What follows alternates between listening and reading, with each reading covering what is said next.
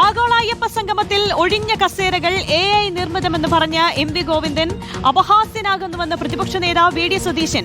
രാഷ്ട്രീയ ദുഷ്ടലാക്കോടെയാണ് അയ്യപ്പ സംഗമം സംഘടിപ്പിച്ചതെന്നും VD സതീശൻ പറഞ്ഞു. റോഷിപാൽ നൽകും വിശദാംശങ്ങൾ. റോഷിപാൽ, ഈ ആഗോള അയ്യപ്പ സംഗമത്തിലെ ഒഴിഞ്ഞ കസേരകൾ ചൂണ്ടിക്കാട്ടിയുള്ള പ്രതിപക്ഷത്തിന്റെ വിമർശനം ഇങ്ങനെ തുടർന്നുകൊണ്ടേയിരിക്കുകയാണ്.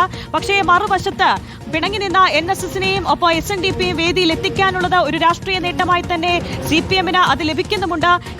എന്താണിപ്പോൾ VD സതീശന്റെ വിമർശനം?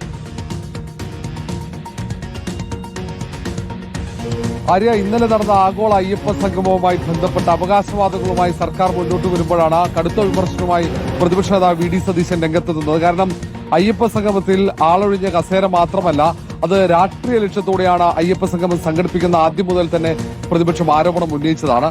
യോഗി ആദിത്യനാഥിന്റെ ആശംസാ സന്ദേശം കൂടി ആ വേദിയിൽ വായിച്ചത് ദുഷ്ടലാക്കോടെയാണ്. അതുവഴി നൽകുന്ന സന്ദേശം എന്താണെന്ന ചോദ്യം കൂടി പ്രതിപക്ഷ നേതാവ് ഉന്നയിക്കുന്നുണ്ട്.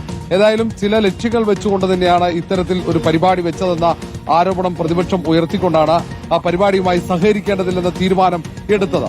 അയ്യപ്പ ഭക്തന്മാർ പരിപാടിയിലേക്ക് പോകാൻ പാടില്ലെന്ന ആഹ്വാനം പ്രതിപക്ഷ നേതാവ് VD സതീശൻ നൽകിയതാണ്. പ്രത്യേകിച്ച് സ്വർണ്ണപ്പാളി വിവാദം അടക്കം ചൂണ്ടിക്കാണിച്ചുകൊണ്ടാണ് അങ്ങനെ ഒരു ആരോപണവും അങ്ങനെ ഒരു വാദം ഉൾപ്പെടെ പ്രതിപക്ഷം ഉയർത്തിയത്. അതേസമയം തന്നെ വലിയ വിജയമാണ് അയ്യപ്പ സംഗമെന്നും ശബരിമലയുടെ വികസനത്തിന് തുടക്കമിടുകയാണ് അയ്യപ്പ സംഗമത്തിലൂടെ എന്ന അവകാശവാദമടക്കം LDFും സർക്കാരും ഉയർത്തുന്നുണ്ട്. എന്തായാലും ഇത് വലിയ വാഗ്വാദത്തിലേക്കും അവകാശവാദങ്ങളിലേക്കും അയ്യപ്പ സംഗമവുമായി ബന്ധപ്പെട്ട ചർച്ചകൾ മുന്നോട്ടു പോവുകയാണ്.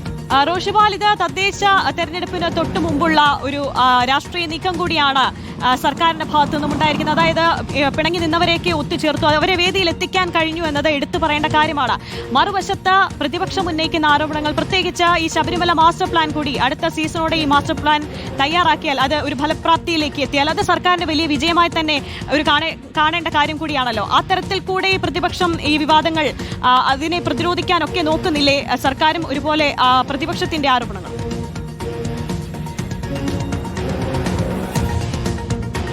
ശബരിമലയിലെ മാസ്റ്റർ പ്ലാൻ യാഥാർത്ഥ്യമാക്കുക എന്ന് തന്നെയാണ് സർക്കാർ ഇതുവഴി ലക്ഷ്യമിടുന്നത്. ദേവസ്വം ബോർഡിന്റെ നേതൃത്വത്തിൽ നടന്ന പരിപാടി, പക്ഷെ അതിന് ചുക്കാൻ പിടിച്ചത് സംസ്ഥാന സർക്കാർ തന്നെയാണ്. മാത്രവുമല്ല, ഇനി അങ്ങോട്ട് ഇതിന്റെ തുടർച്ചയായി ഈ പറഞ്ഞ വികസന പ്രവർത്തനങ്ങളിലെ കാര്യങ്ങൾ നീക്കാൻ തന്നെയാണ് ലക്ഷ്യമിടുന്നത്.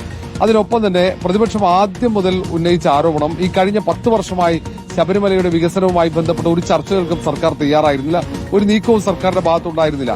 യുവതീ പ്രവേശനവുമായി ബന്ധപ്പെട്ട് ശബരിമലയിലെ ആചാരങ്ങൾ തകർക്കാൻ സർക്കാർ നേതൃത്വം നൽകി. അത് തിരുത്താൻ ഇങ്ങനെ ഒരു ആഗോള അയ്യപ്പ സംഗമം നടത്തുമ്പോൾ അത് നിലപാട് തിരുത്താനുള്ള ഒരു സന്നദ്ധത പോലും സർക്കാർ കാണിച്ചില്ല.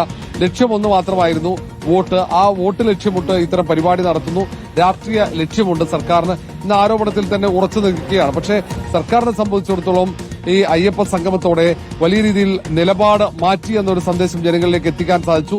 ഒപ്പം NSS അടക്കമുള്ള സാമുദായിക സംഘടനകളെ വിശ്വാസം ആർജിക്കാനുള്ള ഒരു നീക്കം, അത് വിജയം കണ്ടു എന്ന് തന്നെയാണ് വിലയിരുത്തൽ.